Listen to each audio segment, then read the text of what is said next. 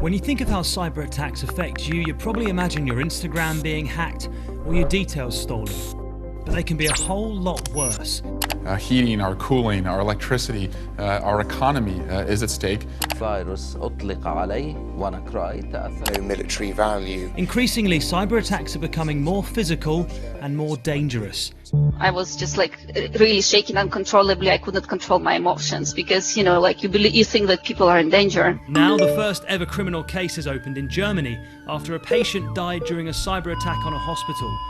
Experts have predicted for years that someone may soon be killed. And now the head of the EU's cybersecurity division has told the BBC governments must take action. I think it's very important that company leaders take cybersecurity extremely seriously. So which parts of modern life are most at risk and what's being done to protect us? One of the areas where the stakes are highest is transport, no more so than in aviation. As far as we know, a plane has never been hacked. But a grounded fleet, thanks to COVID-19, means we're able to examine the likelihood of cyber attackers taking control of a flight. Well, here's something special. I've never been in first class myself, and very, very few people have seen what we're about to show you.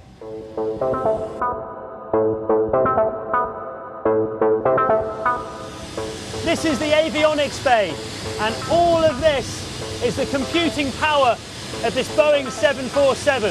If you were a hacker, you'd think this is where you'd want to get to. Ken Munro and his team are experts in cybersecurity and, as pilots themselves, pretty well placed to assess how vulnerable planes are. A 3.5-inch floppy disk. We just don't see that anymore. You've got lots of old connections. Those signals aren't encrypted. There's been some research shown that allows you to, if with the right equipment, is convince an instrument landing system to report slightly wrongly to make the plane potentially land in the sea instead of on the runway.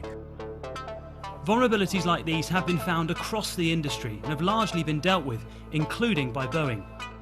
Researchers like Ken say overall the risk to life is low. Why are you so calm about the idea of actually it'll all be okay? Because there's a human in the loop. A really, really well-trained person. And then there's someone on the ground, air traffic control, going, hey, something's not, what are you doing? You're in the wrong place. It's the less Hollywood but far more grounded settings that cybersecurity experts are more concerned about. Places like factories and industrial complexes. In 2014, somewhere in Germany, hackers took control of a steel mill.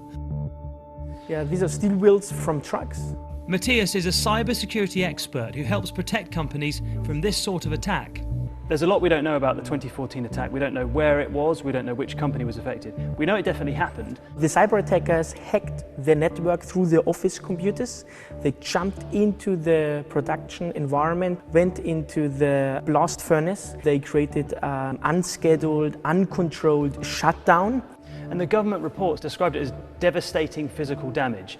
That is very unusual in a cyber attack, isn't it?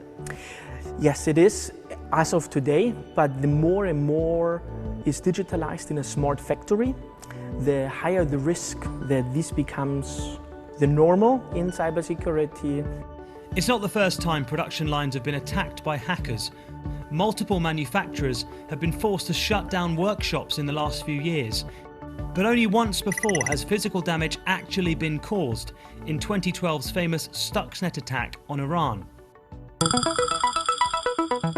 So what can be done to make sure that companies are doing everything they can to protect workers in places like this? I think it's very important that company leaders take cybersecurity extremely seriously. And I would also encourage policymakers to think about what is the liability of a CEO of a company to ensure that the systems or services are cyber secure. Because they, in the worst case scenario, might have consequences on human life. But what about the cases where hundreds or thousands of people are put in danger? Critical infrastructure sectors like the energy grid are constantly being attacked, often by rival countries, and sometimes the hackers get through.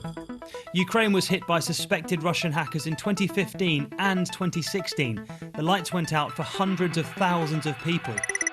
Marina was one of the cybersecurity experts sent to help. Oh, I was extremely angry.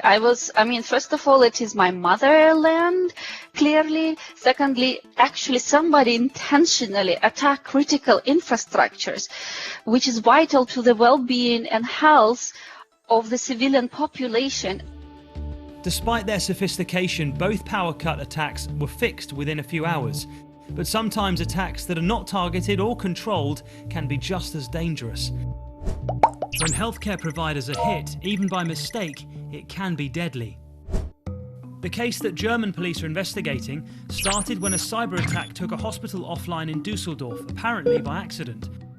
Doctors rushed a patient to another facility to save her life, but the woman died en route. And now police are conducting the first ever homicide case where hackers could be to blame.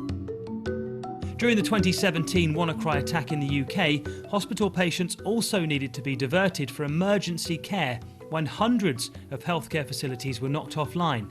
There's no evidence anyone died, but it caused chaos. Jessica Cole was caught up in it when she needed urgent help for her 3-year-old daughter. In cases like my daughter, it wasn't too bad in the fact that they didn't really need to look into her records. It wasn't like a reoccurring thing. It was a here and now thing.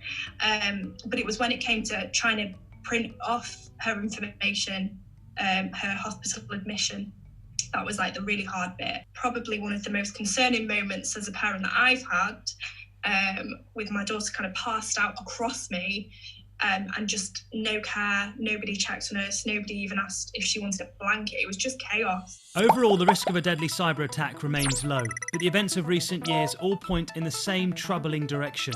The cyber world is increasingly impacting us physically.